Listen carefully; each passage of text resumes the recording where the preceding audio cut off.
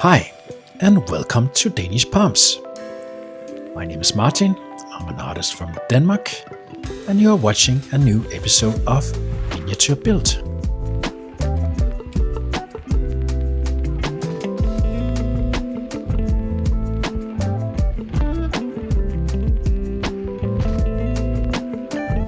So, today we are going to have a look at the miniature bandsaw.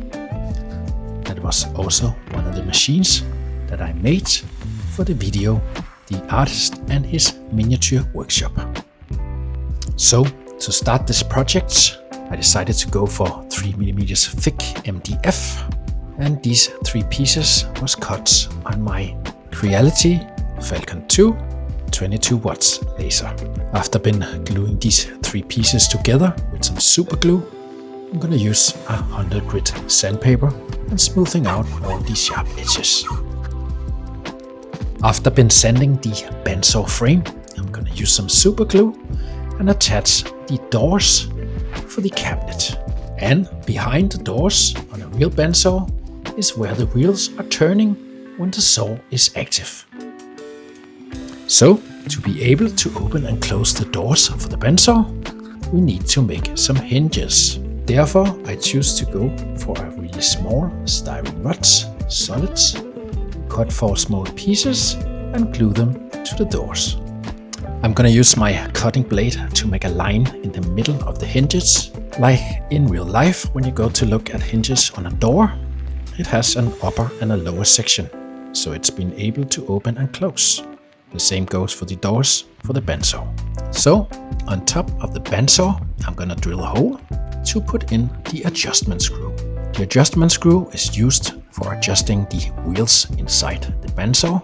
More specific, the top wheel been used to release the blades or tightening it up. I'm gonna use my leaf saw to cut a piece from a solid styrene rod on 6mm. That's gonna be the top of the adjustment screw. I'm gonna take the piece and sand it down on a 180 grit sandpaper. After that, I'm gonna smoothing it out on a 600 grit sand block to get rid of all the sharp edges. After using my markers to put direction lines, I'm gonna use a really small round file and make the shape for the adjustment screw.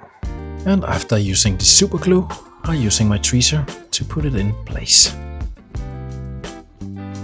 Here I'm gonna use the ruler. I'm gonna put some marks with the black marker on the table for the bandsaw, so I know where to cut. Here's some tiny small MDF blocks. I'm gonna use them for details. They also have a purpose. After using the super glue, I'm gonna attach it to the bandsaw, and on front of the blocks, I'm gonna attach these small ball bearings. There's gonna be on each side of the saw blade. The saw blade that I decided to go with is actually a real saw blade made for the leaf saw, the smallest one with the smallest teeth that I could find handy for the size of the bandsaw. I'm gonna attach it to the bandsaw with some super glue. And now let's put the table for the bandsaw in place. After the table have been put on in proper order, I'm gonna cut some thin styrene rods, because now it's time for put on the ball bearings. As you have seen me use many times, a toothpick. I find it much more in control to use a toothpick when you have with super glue to do. So use the tip of the toothpick and dip it into the super glue, and you have so much more control, and you don't spill too much on your table and on your small things that you're making. So everyone, pick up a toothpick, stop using it on your teeth, and dip it in the super glue. After been gluing the bandsaw to the base, I'm gonna put up the ends that I made for the table, so we can finish the table and make it possible for us to put the fence on. And of course you need a fence for the bandsaw table to make a direct cut or more perfect cuts or straight lines on the materials that you work on, such as wood and plastic. And now it's time to make the fence for the bandsaw table. I have 2 pieces, one small, one big, gonna glue them together and then place them on the bandsaw table.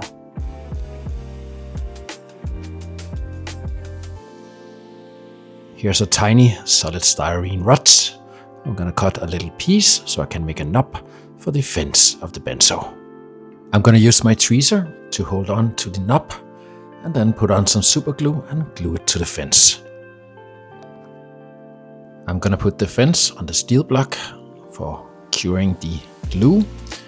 Then I'm gonna use my sanding block and sanding the edges and the ends for the table on the bandsaw. After the sanding is done, I'm gonna use a plastic cap from a glue stick. I'm gonna use my black marker to line up where I need to cut it. After been cutting through the plastic cap, I'm gonna sand it on a 100 grit sandpaper. After that, I'm gonna smooth it out on a 180 grit sandpaper. And here's another plastic cap. It has the shape that I need, the shape that I'm going for. Since the engine is round on the end, this plastic cap used to contain contact lenses, and it has the shape that I need. After been cutting it around on the circle with a scissor, I'm gonna glue it on the top of the engine. I'll make sure to give it a good amount of super glue on the sides and all the way around on the top of the engine.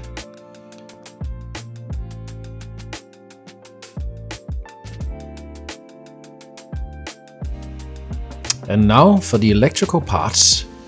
We are going to put the frame on the bandsaw and then attach the start and stop button for the electrical sockets.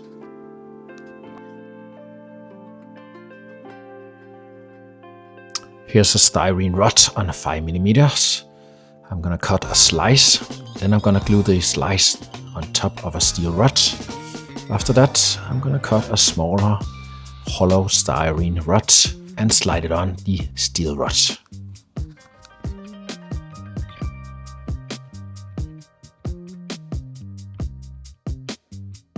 After that, I'm gonna use the black marker to put on some lines so I can use my file and shape the knob as I want. After that, I'm gonna drill some holes into the bandsaw and then I'm gonna place the adjustment knob that I'm making. That will also be used for adjusting the wheels on the other side of the bandsaw.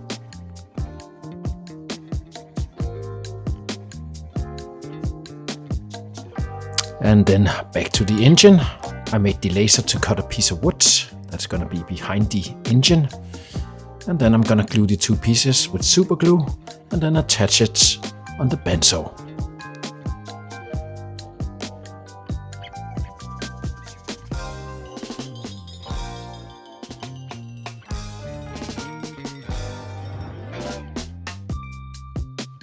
And now for 4 small pieces that we need to cut from a styrene rod. I'm gonna attach it on the back side of the bandsaw, close to the adjusting knob, the last one we did, on the back side of the bandsaw. And again, using the toothpick with some super glue, putting the super glue on the small places that I did with the black marker to put on the 4 small knobs. Here is 2 small round plastic pieces, one purple, one white. The white one is the styrene hollow rod and the purple one is from a ball pin. I'm gonna use a 180 grit sandpaper and smoothing out the sharp edges. After that, I'm gonna use some super glue. I'm gonna place them on the bottom of the bandsaw, side of the engine. I'm gonna place the rings inside of each other. It's gonna be the venting holes for the dust extractor. After that, I'm gonna use the toothpick. Once again, put on some super glue and put on 2 small knobs on the front of the bandsaw. Here we have a 10mm thick styrene rod.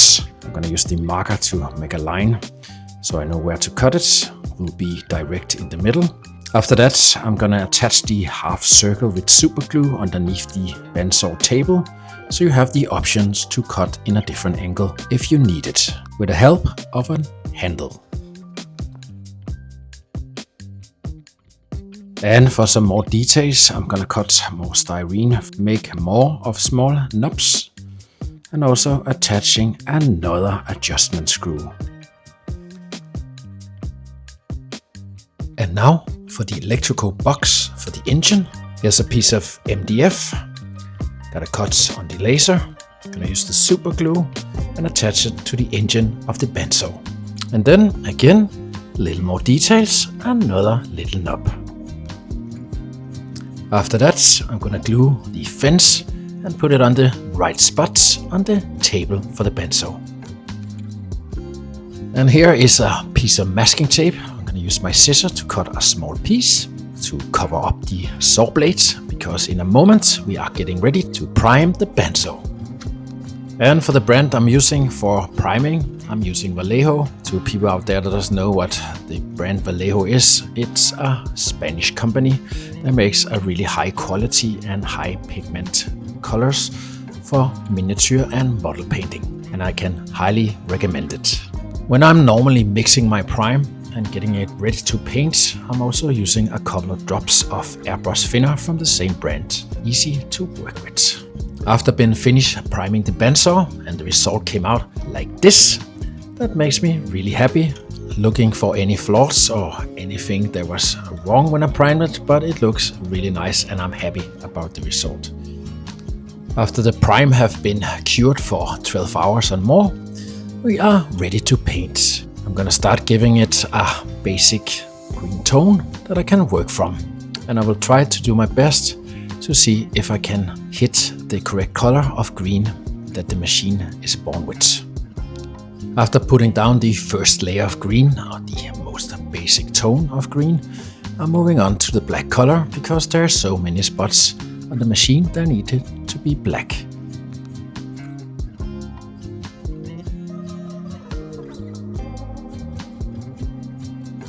And here I'm mixing some metal color so I can paint the table for the benzo.